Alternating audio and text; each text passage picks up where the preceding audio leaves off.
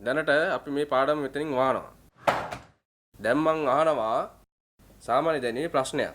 කාට දෙකට උත්තර දෙන්න පුළුවන් නේ? මේ සර් ප්‍රශ්න අහන්නේ අත පහළට දාන් ඉන්න උන්ගේ. ඒ හින්දා අත උස්සපන්. හරි. ඇලන් නැගිටිනවා. මට කියනවා වර්ෂ 1948 පෙබරවාරි 4 වෙනි දින ශ්‍රී ලංකාවට ඇති විශේෂත්වය මොකක්ද?